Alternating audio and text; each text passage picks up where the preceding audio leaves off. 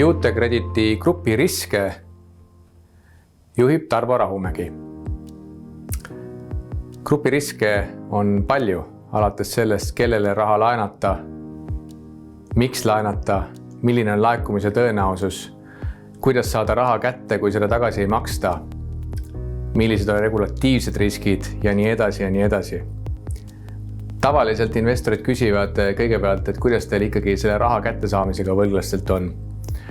Tarvo tausta kohta võib öelda küll, et ta on selline inkassomees, aga ma olen täitsa kindel, et ta ei vasta inkassomees stereotüübile. Tegelikult ta on väga kõva vaidleja, väga intellektuaalne tüüp. Nii palju, kui mina tean, grupis sees keegi temaga tegelikult vaidlusse ei taha laskuda, sellepärast, et tema alati võidab.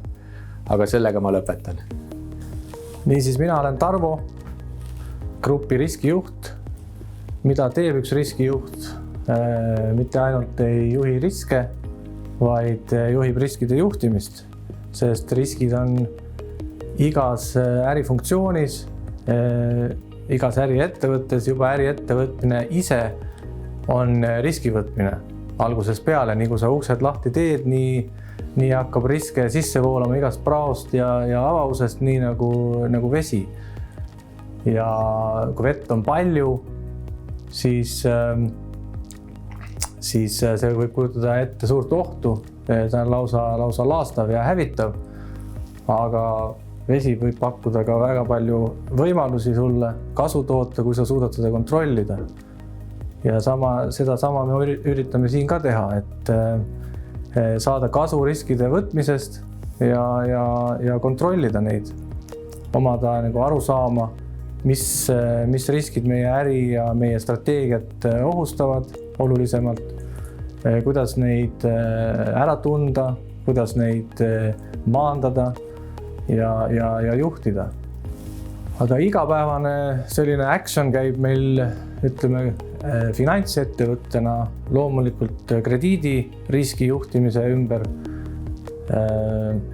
sest et meie äri üks pool on nagu raha välja anda, aga teine pool, minu meelest olulisem pool on see rahaga kokku koguda.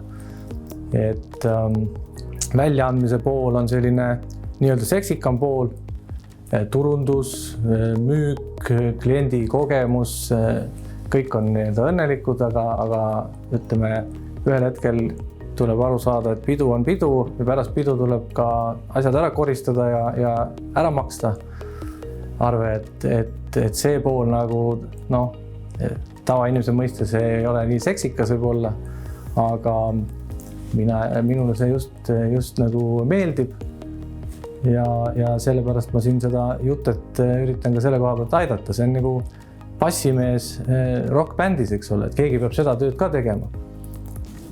Ja miks ma siin jutes just nimelt olen panustamas ja abiks, on see omanike drive, mis mulle väga meeldib ja see visioon, mis neil on ja see stiil, kuidas selleni jõuda, kes ei tahaks olla osa millestki väga potentsiaalikast ja väga, ütleme siis, tublist ettevõtmisest.